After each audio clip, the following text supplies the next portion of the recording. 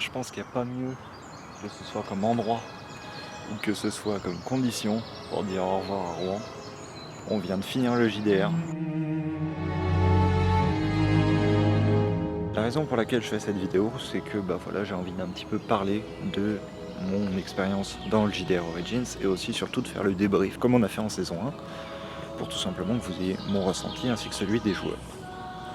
Bien évidemment, vous allez avoir aussi le bêtisier qui va arriver juste après, comme on a fait pour la première saison.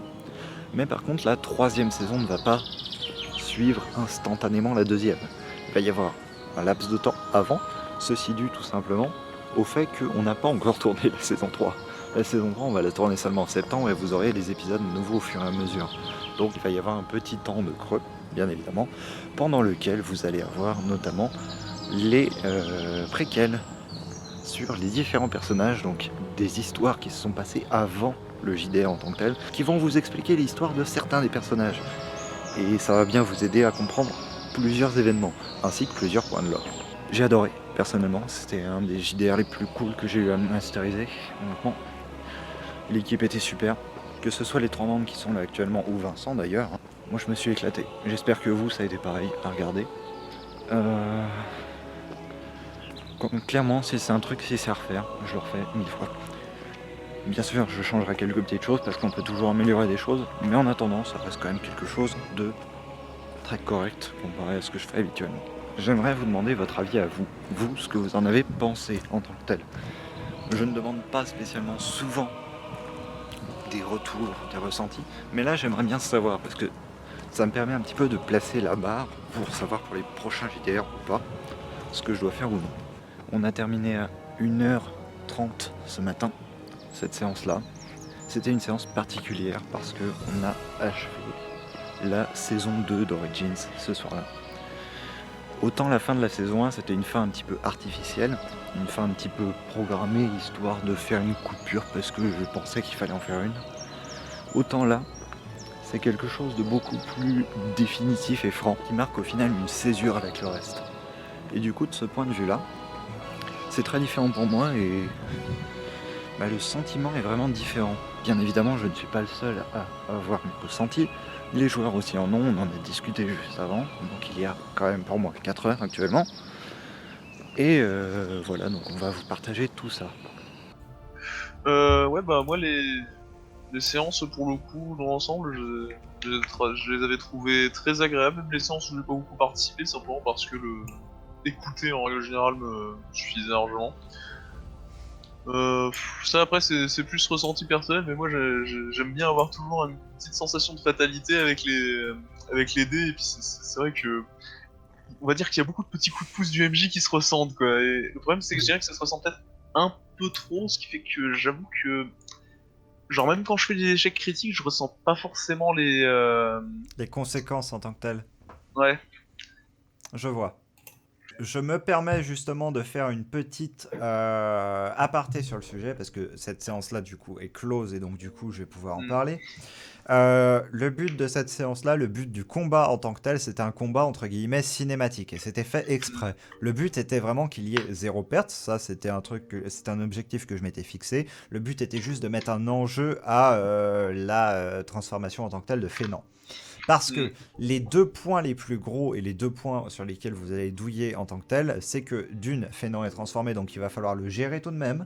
Et de l'autre côté, eh bien, il y a Yoka qui est tombé dans le bassin. Après, il y avait une deuxième chose que j'ai prise en compte pour ça, c'est que ce JDR-là, de toute manière, je l'avais annoncé, plus héroïque en tant que tel que les autres. Histoire de retomber un petit peu dans ce sentiment qu'il y avait eu Arc 1 et qu'il y avait plusieurs joueurs de l'Arc 1 qui étaient en mode c'est bien et qu'on avait perdu par la suite. Ce fait de, des fois il y a des échecs critiques, mais des fois ils portent pas tant à conséquence que ça. Certes, bien évidemment, de l'autre côté, ça me fout toujours le dilemme du ouais, mais dans ce cas-là, je le punis pas spécialement beaucoup.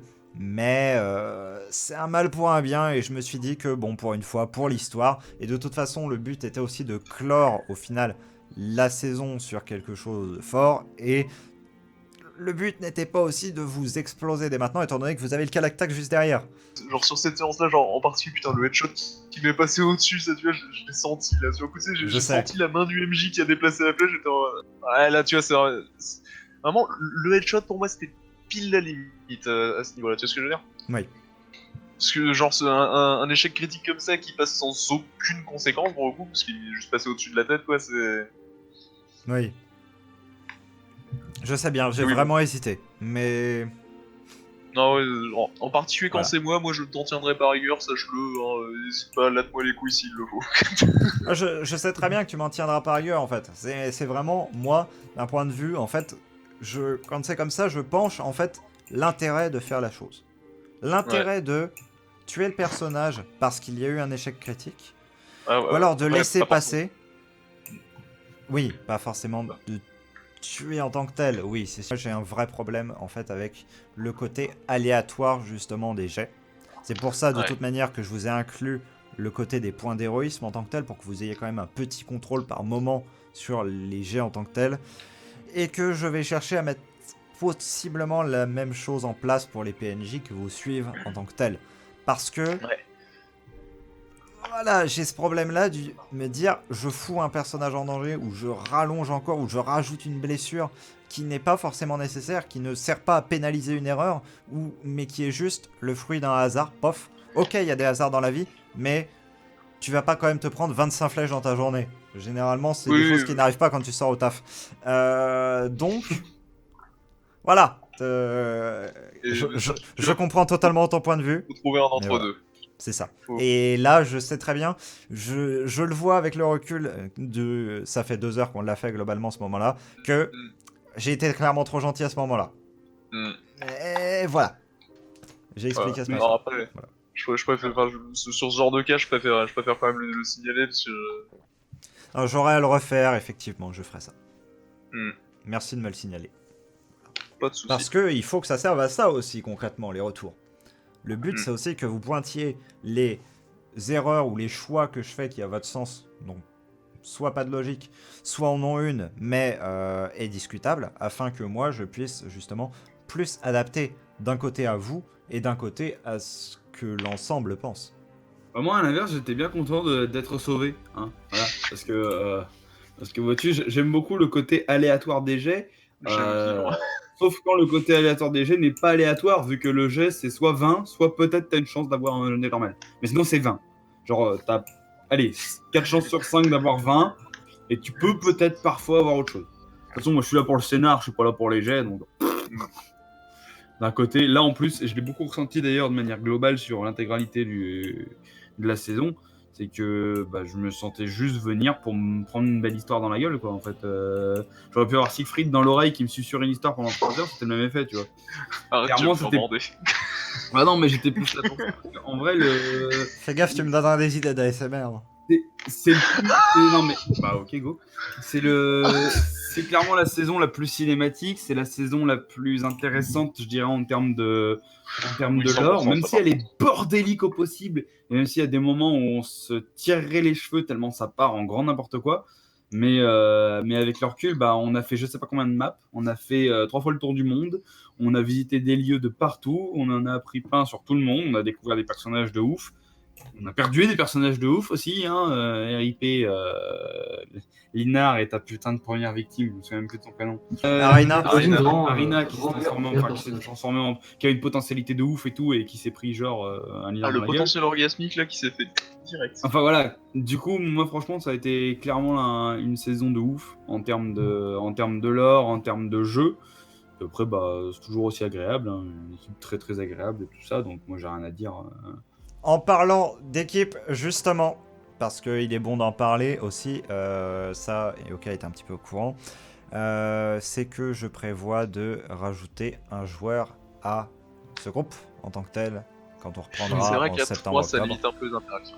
Voilà, d'une part, et d'autre part, ça permet de aussi ramener un nouvel élément dans le groupe, donc redynamiser potentiellement un petit peu ça. J'ai 2 pistes pour le moment, je ne vous en dis pas plus, même si Yoka est au courant en tant que tel. Il faudra- Et nous allons pouvoir passer au ressenti de nul autre que Axel. Oui, c'est moi. Non, Welcome, globalement, Axel. je suis très content. Après, tu sais que moi, je suis pas non plus ultra friand de baston. Hmm. Et contrairement à notre ami Yoka, donc moi je suis beaucoup plus client de scénario, lore, développement de personnages et tout ça. Oui. Du coup, globalement, la saison, j'étais beaucoup aimé. J'aime beaucoup la direction que tu prends avec la plupart des personnages. Et globalement, j'ai rien de spécial à redire là-dessus, en fait. On va dire qu'à partir du moment où je sors pas Sylvanas, voilà quoi. Oui, c'est ça, à partir du moment où tu nous fais pas une Sylvanas, je suis content, quoi. Vous avez fait des retours sur ce que moi j'avais, maintenant à moi de faire des retours sur vous. Ah non. Vous êtes des sombres connards. En soi, faire les séances avec vous, toujours, bah, c'est globalement comme les autres saisons. C'est pour ça que je vous ai foutu sur ce projet-là. C'est que bah, je sais que vous êtes une équipe qui fonctionne bien. Voilà, les différents membres fonctionnent bien entre eux, même s'ils ont des attentes différentes en tant que telles. On a Yoka justement qui a été dit, qui est plus pour du combat, et Axel qui est plus pour du lore calme, et on a un Solig qui est exactement entre les deux, même s'il penche un peu plus vers le lore, à ma connaissance du moins. Mais Oh, moi, c'est. ok. Mais le fait Tant est que c'est agréable. voilà. Mais le fait est que là, justement, j'ai essayé de mêler un peu plus les deux, parce que c'est vrai que saison 1, si on regarde, on n'avait pas beaucoup de combats, concrètement. Là, j'ai essayé d'en mettre un peu plus. J'ai essayé de faire en sorte quand même qu'ils soient justifiés, parce que, bah, on va pas mettre des combats non justifiés, il y a un moment, ça n'aurait pas de sens. Oh putain, ça me rappelle mes premiers jours enfin mes premières tentatives de MJ quand je faisais un random encounter mais digne d'un JRPG. Genre, c'était limite si je tirais pas des dés dans le vestiaire. Yes. Ensuite, en soi, je suis extrêmement content que ce soit justement Axel, par exemple, qui a été le premier à me le faire, de me dire ce serait bien qu'on continue Origins. Et donc, du coup, je me suis dit, bah go, en fait, on va juste le faire, ça va être trop bien. Parce que c'est une série que je me voyais en fait arrêter à l'origine. Et que bah continuer, je suis extrêmement content parce qu'il y avait plein d'arcs scénaristiques que je n'avais pas du tout développé, plein de personnages que j'avais envie de développer que je n'avais pas pu faire, et justement qu'on me dise bah vas-y continue, éclate-toi, bah pour moi il n'y a rien de plus cool en fait tout simplement. Donc c'est avec plaisir que je vais reprendre ce JDR là en septembre bien évidemment. Quoi qu'il en soit, ce sera mes derniers mots pour ce débrief. Bah super cool, on continue, et voilà. J'espère que ça a plu aussi aux gens. Et bye bye. Là, vous allez me dire globalement quoi espérer pour la suite. Bah, c'est très simple.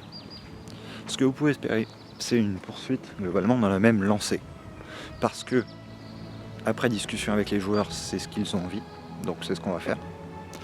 Et que moi, c'est quelque chose qui me convient totalement. Donc bah du coup, pourquoi, si ça convient à moi et aux joueurs, on arrêterait? Aucune raison. Personnellement, c'est passé du stade, en fait, au fil des années, de passe-temps à passion complètement. Au début, là où je pensais que ça prendrait juste un tout petit peu de ma vie, c'est devenu quelque chose dans lequel j'ai investi beaucoup de temps et beaucoup de plaisir aussi également à le faire. Voilà.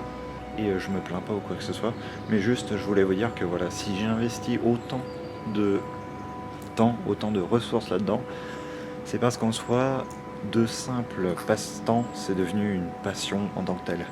J'espère que j'arrive à vous transmettre un petit peu cette passion, ce plaisir que j'ai à masteriser ces séances, et également à créer tout cet univers autour, que j'essaie, et avec Yoka notamment, de vous partager au mieux, qu'on essaie tous à notre manière de partager justement, que ce soit entre nous en discutant ou alors avec vous via des vidéos. J'espère que vous aussi vous vous y retrouvez. Parce que même si en soi, en tant que tel, ça reste un délire entre potes, le JDR, c'est aussi une manière de créer une histoire, de créer un univers indirectement. Parce que cet univers d'Andaria, à l'origine, je l'avais créé pour faire un livre, et au final, je l'ai créé pour en faire un JDR, majoritairement avant un livre, dont je continue l'écriture, mais je n'ai pas tant de temps que ça pour le faire. C'est le résultat au final de maintenant 6 ans d'investissement, de pas mal de temps, de beaucoup de passion et de beaucoup de plaisir. Donc bah, j'espère que ça se ressent, et comme je vous le dis, que vous aussi, vous prenez beaucoup de plaisir à le découvrir avec nous. Et tout simplement, je vous dis à très bientôt pour de nouvelles vidéos, et cette fois-ci pas dans le sens nouvelle, juste une vidéo qui va pop en plus sur la chaîne, mais nouvelle dans le sens nouveau concept, et également nouvelle parce que tournez pas 3 mois à l'avance. Hein. Bref, je vous dis à très bientôt et portez-vous bien.